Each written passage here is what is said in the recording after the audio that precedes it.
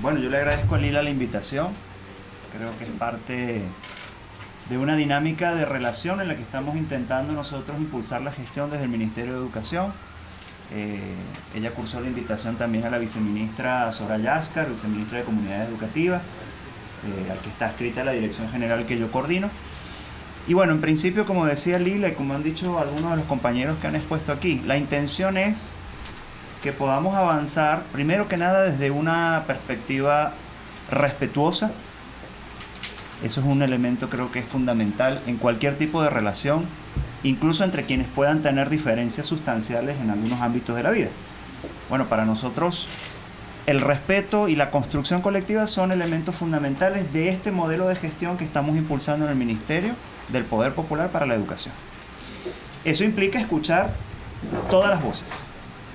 No necesariamente implica estar de acuerdo con lo que digan todas esas voces, pero sí es el deber, es nuestra responsabilidad, escuchar y fundamentalmente poner en el centro lo que debe estar siempre en el centro, que es la garantía de la educación como derecho, como servicio y por supuesto como algo fundamental para desarrollar un país. Desde ese punto de vista, bueno, nosotros este año, ante el tema del ajuste en los colegios privados, entendimos que la dinámica de los últimos años, donde se había venido regulando a través de diversas resoluciones, con unos porcentajes definidos, absolutamente taxativos, si bien eso respondió a un contexto histórico en su momento, que nosotros, al menos desde nuestro punto de vista, se justificó en su momento, con el pasar de los años ya esa modalidad dejó de ser útil y pertinente al objetivo que se perseguía. Y por eso se modifica el enfoque a partir de este año con esta nueva resolución, que por supuesto, como cualquier instrumento normativo, es perfectible, es mejorable, puede tener siempre algún gazapo, puede tener siempre algún detalle, pero en esencia el principio de fondo es que la comunidad educativa organizada, articulada, asumiendo cada quien el rol de corresponsabilidad que nos establece la Constitución y la Ley de Educación, bueno, participe en la toma de decisiones para buscar lo mejor para, vuelvo y repito, la educación de nuestros niños, niñas y adolescentes. Por eso cambiamos el enfoque, la perspectiva y pasamos a una construcción de presupuestos de manera participativa. Digo participativa porque si bien es el colegio quien construye todo esto que aquí se ha explicado muy bien, que es la estructura de costos y gastos, es la asamblea de padres, madres y representantes la que en definitiva decide, y además no decide visceralmente, sino que decide en base a un estudio y a un análisis. Bueno, esto es lo necesario, esto es lo idóneo, esto es lo requerido o no para que podamos avanzar en el próximo año escolar. Y digo el o no con énfasis, porque la asamblea también puede decir, este estudio de costos no nos convence, este estudio de costos tiene gato encerrado, que a veces lamentablemente ocurre en algunos colegios, este estudio de costos no es acorde a lo que nosotros consideramos que se debe pagar. Y bueno, y ahí es donde está el debate de la asamblea.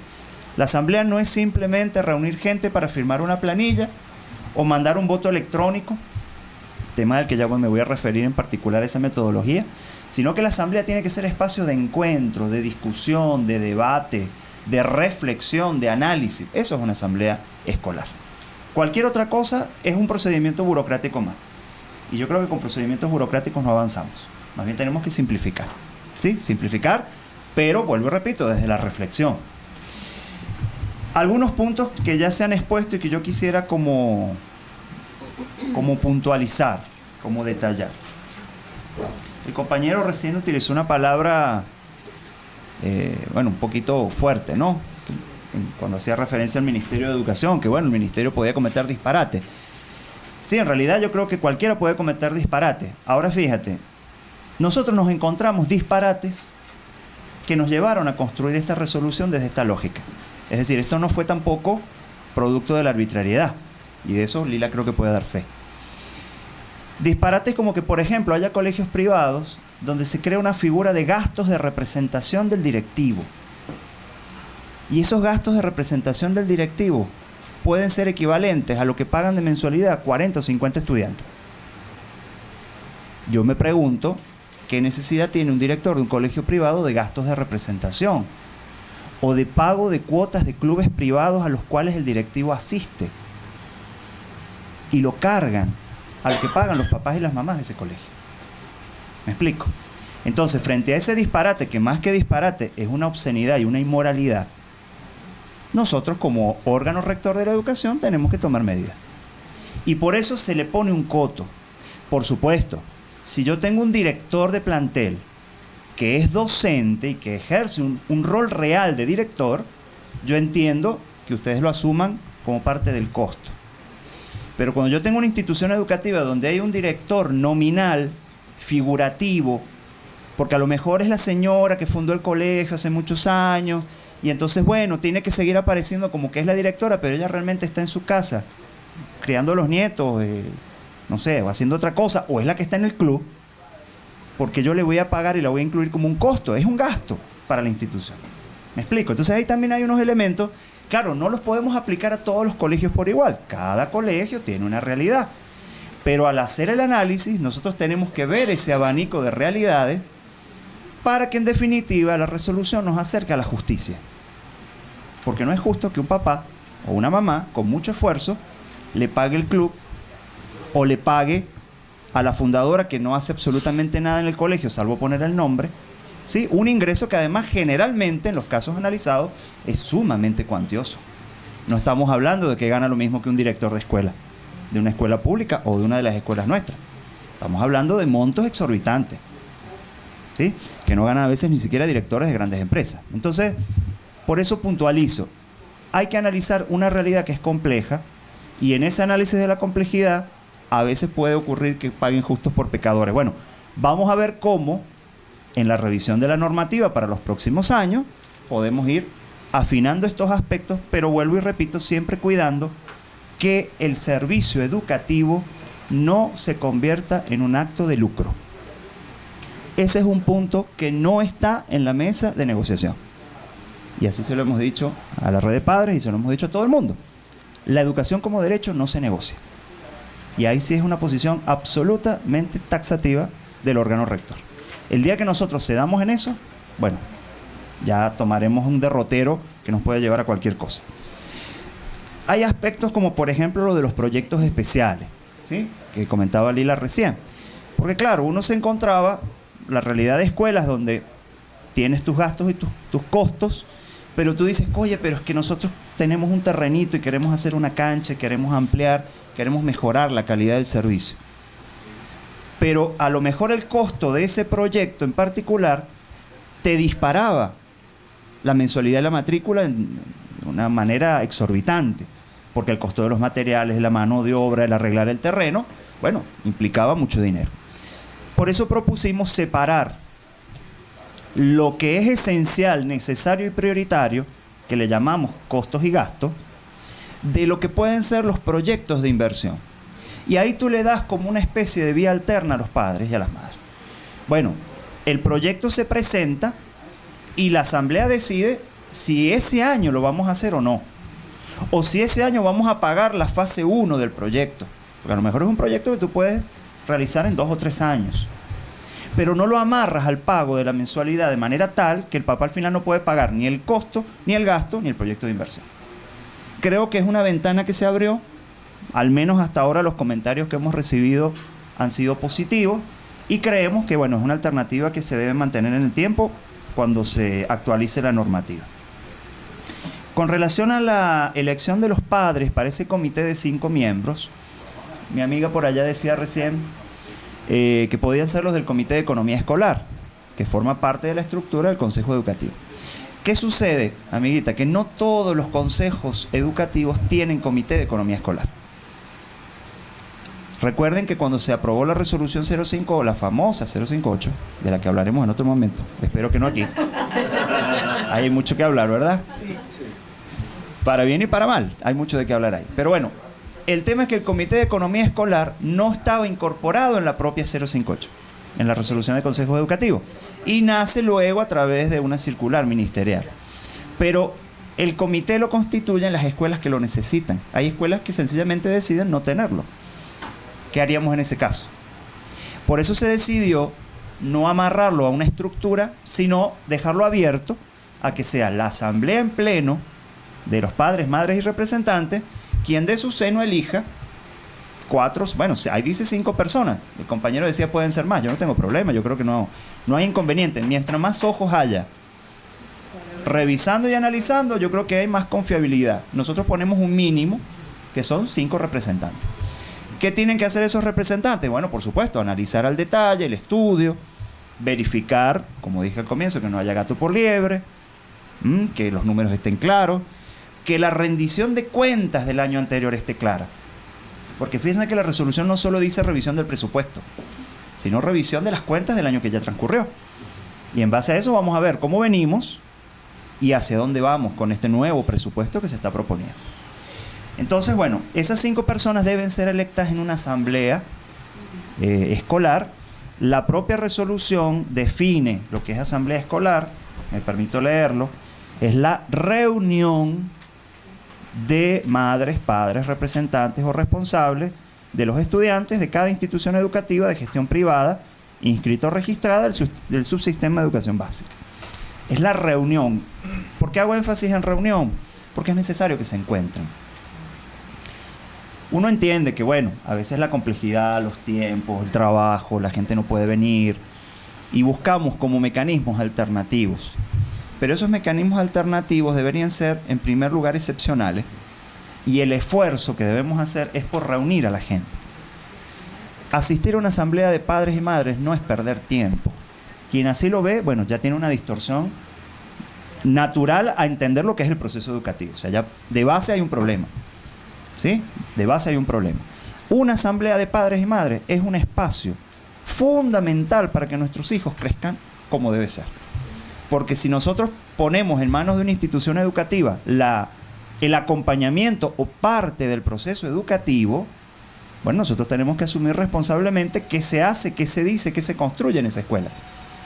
Y ahí es donde nos encontramos, bueno, con esto de las escuelas depósito, ¿no? Las escuelas depósito. Yo llego, dejo a mi hijo, ni siquiera me bajo del carro, salgo corriendo y a veces ni me entero si entro a la escuela. A veces ni eso. Bueno, eso es parte de lo cultural que estamos llamados y llamadas a transformar en las escuelas públicas, en las escuelas privadas, en todos lados. El entendernos como corresponsables del ejercicio educativo. Y por eso entonces nosotros decimos hay que convocar a la asamblea para elegir esos 5 papás. Así sea una asamblea de 40 minutos, 30 minutos, pero hay que convocar para elegir el comité. Y luego...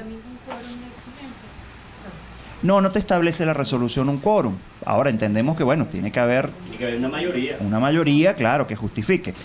Fíjense, el compañero decía el 75%, eso es difícil y tal. Sí, sabemos que es difícil. Y con toda la intencionalidad del mundo colocamos el 75% del quórum. Porque es parte de esa barrera, vuelvo y repito, cultural que tenemos que ir venciendo, de que la gente entienda que debe participar en el tema de la educación de sus hijos. Ahora bien, si no logramos el 75%, que sería lo ideal, como mínimo, bueno, ya la resolución te establece por lo menos la mitad más 1. Por lo menos la mitad más 1 de los padres y madres de la institución. El tema del voto digital no está establecido en la norma y no está establecido como mecanismo de participación formal para la toma de decisiones, al menos en estos temas. Al menos en estos temas. La resolución plantea que la constitución de quórum se da con los presentes.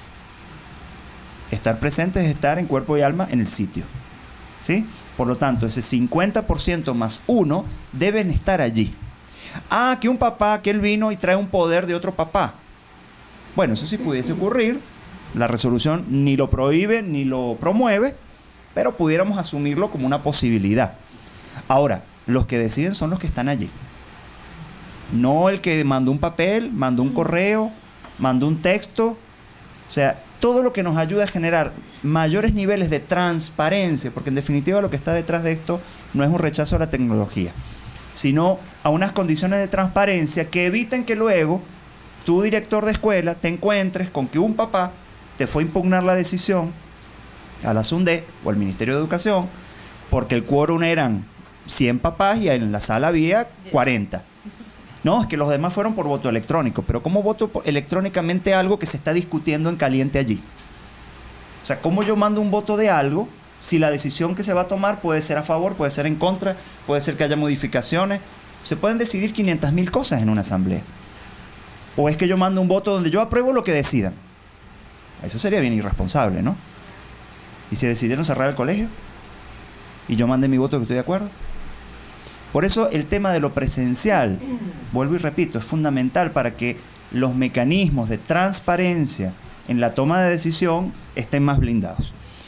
Luego hay un planteamiento recién sobre los lapsos, creo que lo hacía uno de las personas que intervino vía Skype.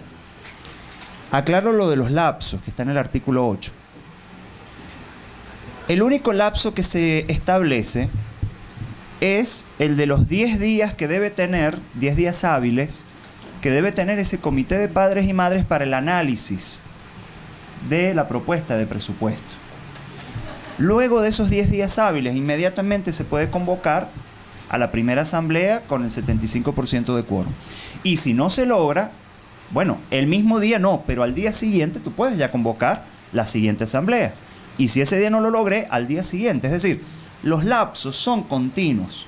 El único lapso taxativo, y que además ustedes comprenderán que es necesario, es el de los 10 días. Para que esos padres se puedan reunir, puedan analizar, a lo mejor tengan que llamar a un contador, tengan que llamar a un especialista en temas de finanzas, tengan que reunirse con la administradora del plantel, revisar los libros, revisar las cuentas. Gente que además trabaja, gente que estudia, gente que tiene compromisos, gente que no vive en la escuela.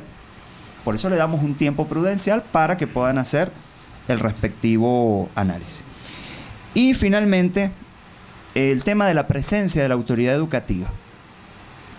La resolución no dice nada explícitamente sobre la presencia de autoridades del Ministerio de Educación en la Asamblea, porque no lo tiene que decir. El Ministerio de Educación es el órgano rector de la educación. Y el Ministerio de Educación no solo que puede, sino que debe tener presencia en cualquier ámbito donde se desarrollen procesos o se tomen decisiones que afectan a la educación. Eso no significa que ellos van a intervenir la asamblea, van a direccionar la asamblea, van a orientar la asamblea. No, no. La asamblea es de los padres.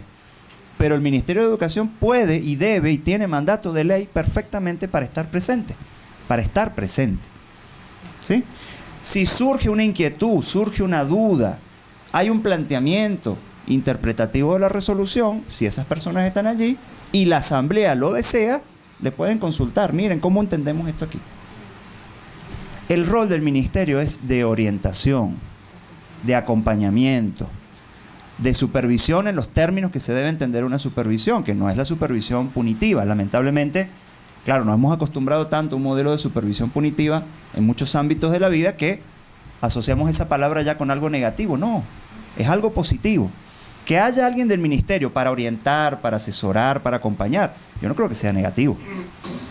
Entonces, por eso, porque no es la primera vez que sale el tema, ¿no? Ya mucha gente lo ha dicho, ¿por qué la zona educativa no le permitimos el ingreso? Bueno, realmente no permitirle el ingreso al órgano rector creo que está totalmente fuera de lugar, y además, vuelvo y repito, nuestra intención es ayudar a que los procesos fluyan de manera armónica, de manera transparente y de manera justa. Cuando uno se encuentra con un plantel donde un director dice, yo ya decidí cuánto voy a aumentar, y si les gusta bien y si no, llévese su hijo, nosotros tenemos que intervenir. Porque no es una decisión potestativa de un director decirle a usted, llévese su hijo de este colegio. Si es por la brava, bueno, vamos por la brava, pues. Pero no es lo que queremos. O sea, todo niño tiene derecho a la educación y se debe garantizar el derecho a la educación. Las decisiones se toman bajo unas reglas del juego. Si yo voy a jugar fútbol, yo no puedo aplicar las reglas del béisbol. Tan sencillo como eso. Entonces, hay una normativa. Como decía Lila, además, esta normativa, a diferencia quizás de otros procesos, se hizo de manera abierta, participativa. Escuchamos a las representaciones de los colegios privados más significativas del país que tuvieron la disposición y voluntad de participar. Y hago énfasis en esto. Los colegios de ABEC, la Asociación Venezolana de Educación Católica, estuvieron presentes. Los colegios de ANDIEP, la Asociación Nacional de Institutos de Educación Privada, estuvieron presentes. La red de padres fue invitada y participó y aportó.